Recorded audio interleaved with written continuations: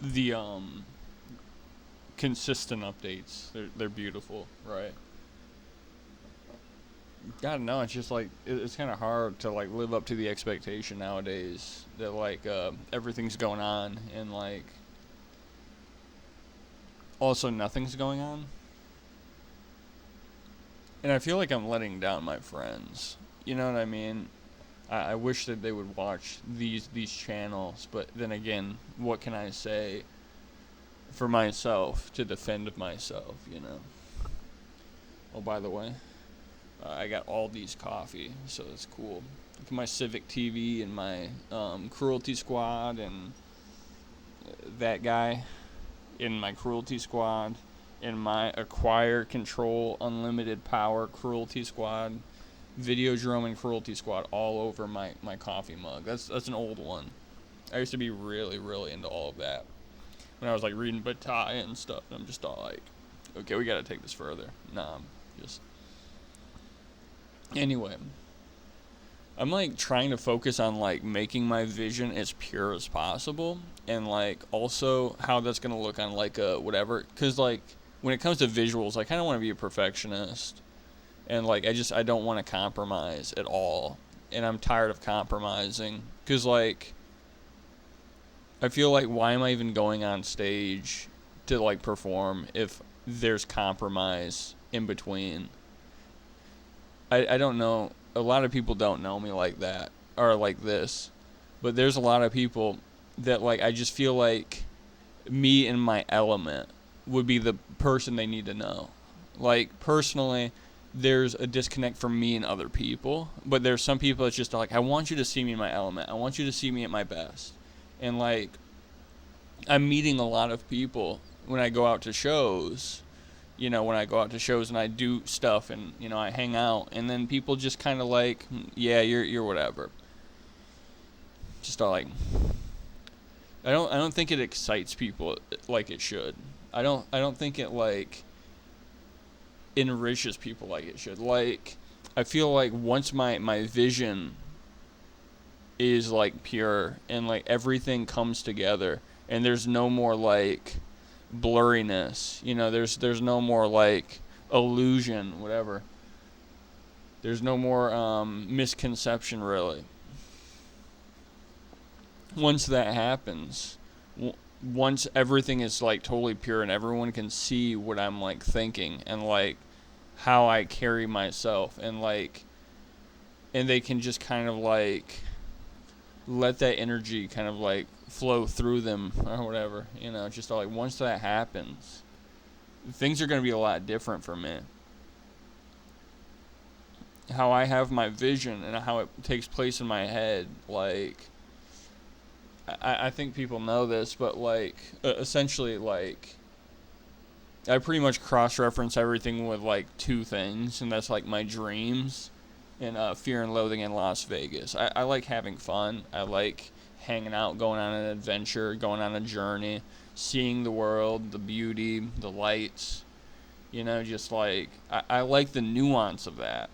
And I don't want to be pretentious. I don't want to be pretentious. I want to be the opposite of pretentious. I think people think that like I'm like super pretentious. That's my like biggest fear. I'm not a pretentious person.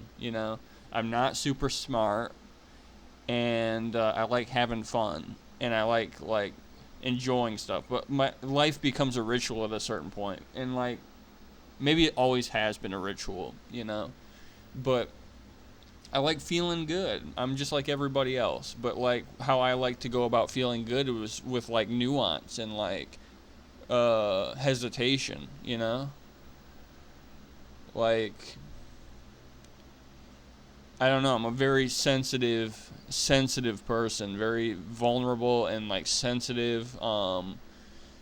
My specific brand of like you know, I'll say this, like everything feels like too much all the time. I'm very much so like trying to avoid overstimulation and stuff like that. Like so because like yeah, I'm a very sensitive person. Everything feels like crazy to me.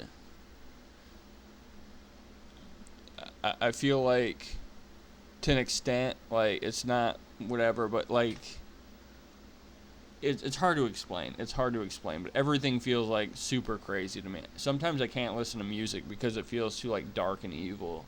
And like that's why I like listening to soul music mostly and like pop music. I've always loved it, you know what I mean? Like since I was a kid, I've always loved the kind of music I like. But like from high school to like maybe a few years ago, you know, I just like listening to the craziest stuff. And yeah, no, it's just all like I grew up listening to, you know, stuff, and I had a similar experience growing up when I was listening to like Marilyn Manson. It used to freak me out.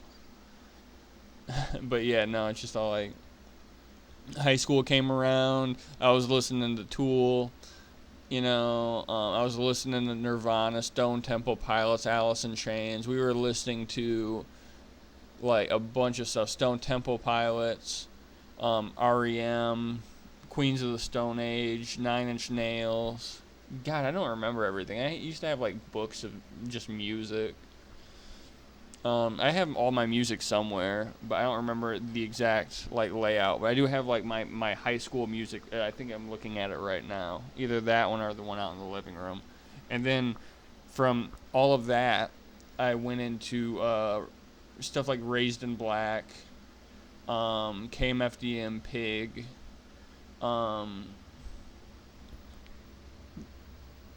Vunkervolt. Is that how you say it? I don't know. It's German, so I like to say it weird. Um, but yeah, I just like that weird industrial stuff, and like that stuff I can still like kind of leverage and like show to people that I like think matter. You know what I mean? Like if I want to get in the good graces of people, I'll just like give them a bunch of recommendations because I love them, not because I want power in a situation. I want leverage for a friendship. Love you guys if you watch this. Um, then I went to Non. Non was like my introduction to industrial. Sorry guys. And it wasn't even a good album. It was God and Beast. It's a good album, but like it's not conventionally good. And then Throbbing Gristle, SPK, and then you know, Radical, Murder Corporation, Einstürzende Boten, Atrax Morgue. Yeah, no, it's different. Anyway. Yeah, no, I like taking things a little more slowly now. I like to take things a little more, you know, whatever.